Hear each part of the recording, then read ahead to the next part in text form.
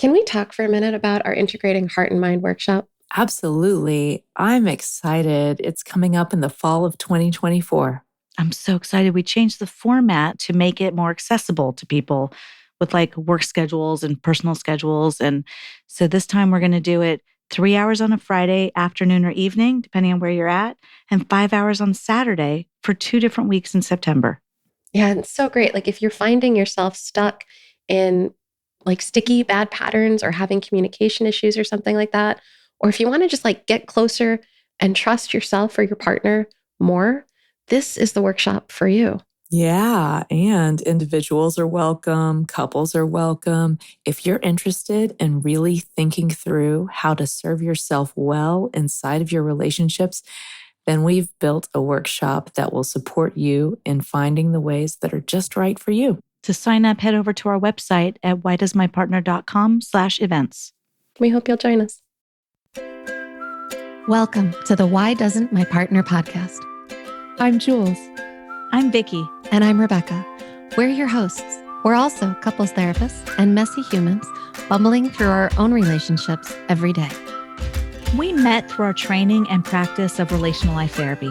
Between us, we have more than 40 years of experience holding hard relational questions with our clients. We're going to bring those questions here. And together, we're going to take a stab at answering those questions. This podcast is not a substitute for therapy.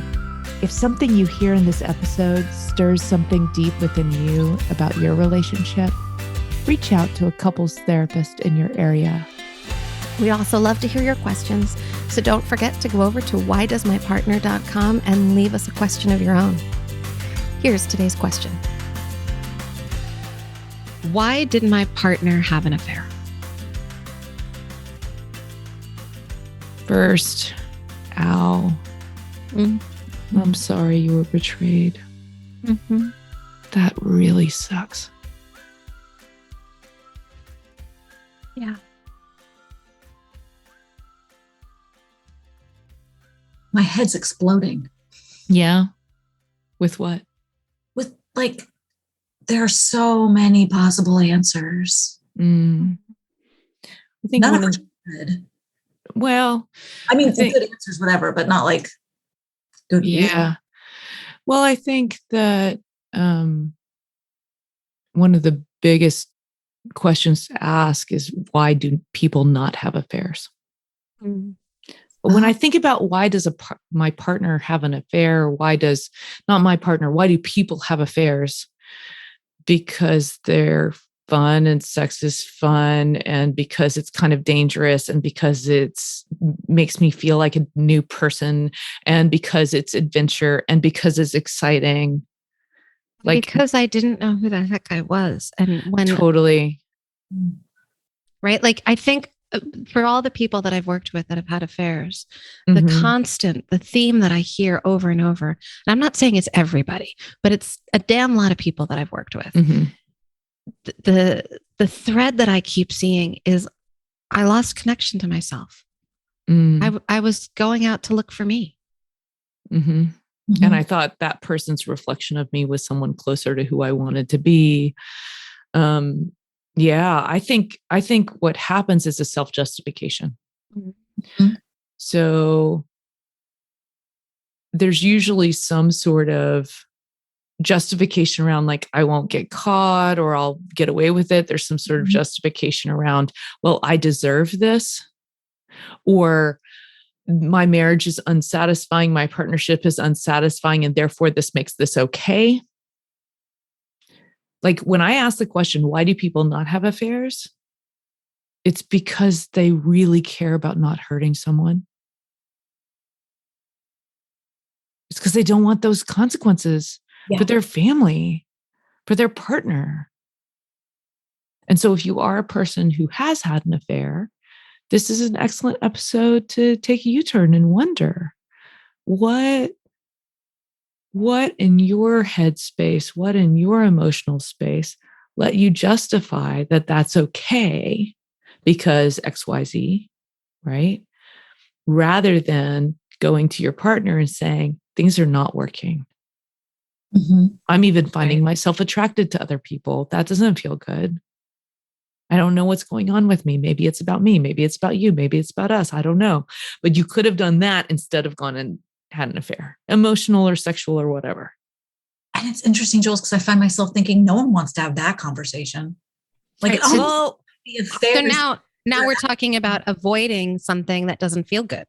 Right. Mhm. Right. And that is often another piece of it, because Mhm. it often is hard to have that conversation. That And conversation so, with my partner, I can't have that conversation. well, so now you're picking between having that conversation or causing a different kind of pain. Yes. And Mhm. so, right, where we humans are really focused on what feels good right now, and Mhm. less focused on what's going to be the effect of this when my partner finds out. Because my partner's not going to find out. Well, that could be one of the justifications. And I cannot even tell you how many people have been in my office that thought they were not going to get found out and then did. Well, I would guess almost every single one of them. Oh, Right. most. They weren't supposed to find out. Mhm. Or the number of people that have been found out how many times. Mhm. You know, like the partners who have had multiple affairs, Mhm. or not even, maybe they're all different kinds of betrayals. So Mhm. one might be a sexual affair, but then maybe there's other kinds of betrayals, like well, I don't even need to go into the details, but there's a lot of different. Flirtation or an emotional connection where you're dumping all of your emotional energy into somebody outside your partnership. Yeah. Or maybe like turning some external relationship into a primary relationship. That's right. If you have a partnership that that the agreement is that you're my primary partner, and you make anybody out there be your primary person, that would be breach of agreement, right? I've worked with lots and lots of poly families, and you can have an affair that way too, because you're Mhm. breaching agreement, right? So if I have consensual non-monogamy couple and we had somebody who was off limits, oh, you can have romantic relationship with everybody. This one person is not okay. And they went and had sex with that person. That would count. I think that the bottom line is and I think especially a lot of monogamous couples don't Mhm. ever even talk about this. Mhm. Right. I think this is where a lot of couples who practice consensual non-monogamy have a little more, what's the word I'm looking for? Communication. Communication. Yes. Thank you. Right. They do. They have better open communication. Right. And so the big problem is, what are your relational agreements? Mhm. What did you agree to? Mhm. I remember this was years and years ago, but sitting with a couple, and there'd been an affair, and well, she had said there was an affair, and he said blowjobs don't count. Hmm. So there, you're talking about Yep. not having an agreement on what is and is not An affair. cheating. And yeah, you would also say, you're still my primary partner. And I've He also would. had I've had many couples in my office who come in debating, not even debating it, but like one partner comes in saying my partner had an affair. And as it's unpacked, they were talking to another person, or maybe there was pornography involved. But there's a different version of what that affair is that is not even physical contact. Right? Sure. And it is still completely experienced in the relationship as a massive betrayal. Can I say one thing? There's one thing that I would say universally. I promise you, if you are the betrayed partner, if this was done to you, it was not because of you, and it was not your fault. Yes. I'm not saying your relationship was perfect. I'm not saying something in the relationship wasn't going well. Maybe that's true. But there is no justification for betrayal, period. Like, if you have a breach of agreement, you have a breach of agreement. And that was that person saying, I am justifying this acting out. And so if this has happened to you, I just want you to know it wasn't because you're not pretty enough, or it wasn't because you're not handsome enough, or it wasn't because you're not enough for someone, or it wasn't because you're not worthy of love.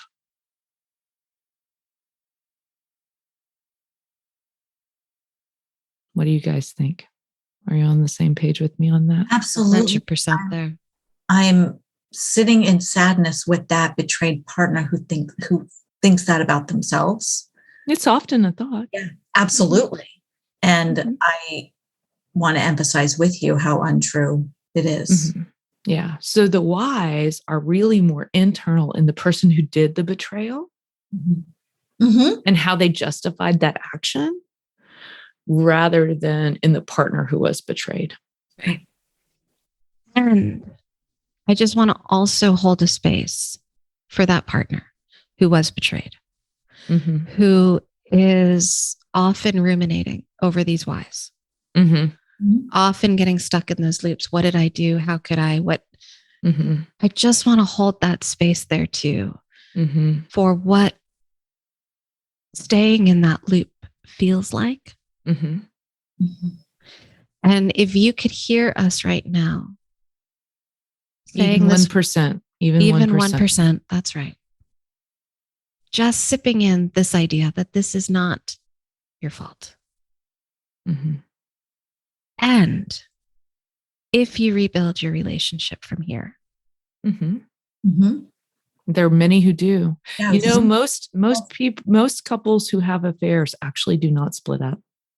If you are thinking about staying, you're not totally crazy. If you're thinking about leaving, you're not totally crazy. This is a crisis moment. that's right. And many couples actually do come back from it And come back different.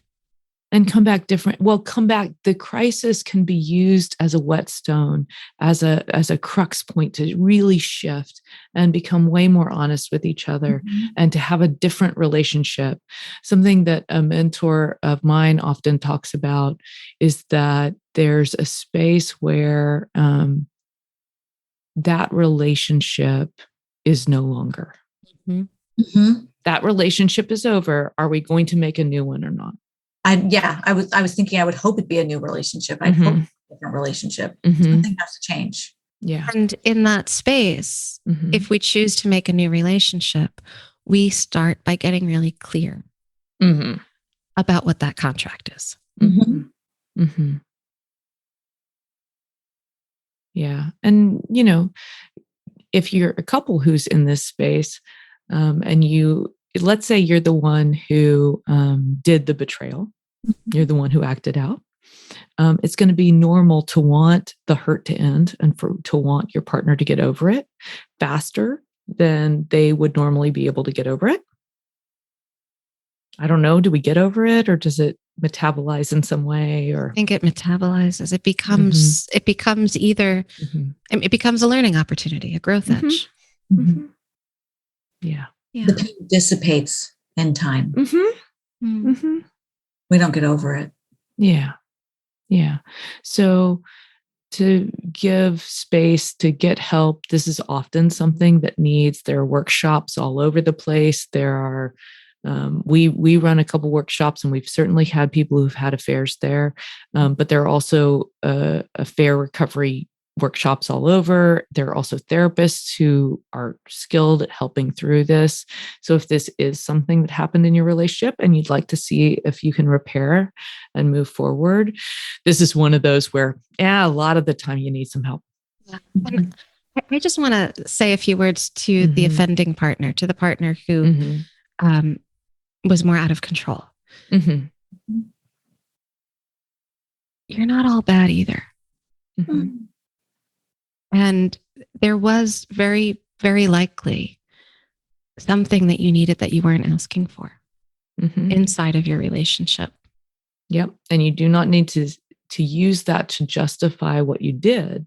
Own the behavior, own that it hurt someone, own that, really look at yourself. Is this in your integrity? Is this who you want to be? So that if it turns out that's not true, you can move into remorse. Yeah. And you can move into real repair. And can we give some props to the power of remorse? Oh, one of my favorite feelings on the planet. It is so helpful. I think so often we avoid it because we associate it with like guilt and shame, and remorse is necessary. Absolutely. We don't grow without it. And Absolutely. remorse is I did a bad thing. Shame is I'm a bad person. Right. Shame doesn't help anybody in situations like this. It's a very self-focused emotion. Mhm. I'm bad. Oh no, I'm worthless. And it kind of turns in. It's like you almost crumple down into yourself. Remorse is more of I did something that affected someone. I hurt someone. I acted out of my integrity. Now I want to fix it. And the focus goes out on what can I do to help you? Which, Right. by the way, is what your partner needs if you're a person who has stepped out of your relationship in this way. So remorse is your true north. Remorse is the thing, that's the emotional oomph that pulls you from outside of what's okay for you back into inside what's okay for you. So I don't want anybody to stop remorse ever. Mhm. That's right. I don't want people to avoid that feeling. That's a gold. And, we all do stuff that steps outside of who we want to be. All of us, in Mhm. fact, I think are culpable of some form of betrayal somewhere in our Mhm. relationship. It might not be the Not big an affair. affair, right? Mhm. But I think in different ways, like Mhm. I have worked longer hours than I promised my spouse and my kiddos that I would be Mhm. working, Mhm. right? That is a betrayal. Mhm. Mhm. Breach of agreement, right? Yep. Lord knows I do that one. Sorry. It is. No, exactly. And I do mean sorry, because if we can be with the remorse piece, we can actually, that's telling you, oops, you're outside Out of of your true alignment. north. Yeah. Yeah, move back in. Move back in. And then there's another piece that's kind of niggling at me that I just want to make sure we Mhm. also address. Yeah. What I see often are when someone has experienced betrayal, it is not uncommon. It is not all the time, but it is not uncommon that they may attack from the victim position. Can you define that for people? Yeah. Mhm. I am so hurt. You need to understand how hurt I am. I am going to keep at you and keep reminding you and keep pointing this out because you need to understand how much it hurt me. And while it's so incredibly true that you are hurt, when you turn that hurt into a weapon and you weaponize it against your partner, that is also causing pain. Mhm. It is also offensive. And so, how do we communicate our pain and our hurt in a way that opens us to vulnerability and opens us to being understood without opening us to more pain? Yeah. The vulnerability piece. I know you saw my head shake when I you said that. did. And I was like, whew, I'm just putting myself in the shoes of being betrayed in this way. And that's not happened in my current relationship, but it has happened to me before. And I remember this moment in the discovery of a sexual affair. It felt like I got kicked in the chest by a horse. Yes. It did. It was visceral. It was real. And I don't think I would have been open, at least not for a long time, to any kind of vulnerability with that And partner. that is so okay. Yeah. I want to I'm giving a shout out. Yeah. Like, like it is a shock. It is a trauma to the system to have this happen. And so, yeah, it's okay if we're not ready for vulnerability right away. It is totally or okay. for a while. I guess the piece that I'm trying to put out here, though, is that what shifts that is if instead of going vulnerable, which we don't have to do, we can move into a holding it close place, is we use it as a weapon. I was just yeah. on attack. Right? That there's a difference between not going into that, I can really open up and connect with you here, and going into this becomes my weapon. Yeah. Yeah. And as normal as that feels and as justified as that feels, it can hurt the wielder of the weapon as well as the person who's being attacked. That's right. And that's the piece that we're hoping to avoid when we say that. Yeah. Yeah. Oh, Such a tender conversation. it is such a tender conversation. I know we should end it. And I know I usually end with saying love each other best you can. But I also want to say this: love yourself as best you can too. Yeah. Yeah. I know that growth is awkward. Stay protected and connected. Yeah. All right. Take care, everyone. That wraps up this week's episode. Join us again next week for another Why Does My Partner? We hope that you continue to listen wherever you get your audio and that you'll follow the show. To go deeper, join us at our boot camp. You'll find the next date at whydoesmypartner.com. Did you know you could ask us your question? Your questions are relational gold. Go to whydoesmypartner.com to either write in or record your question for a future episode.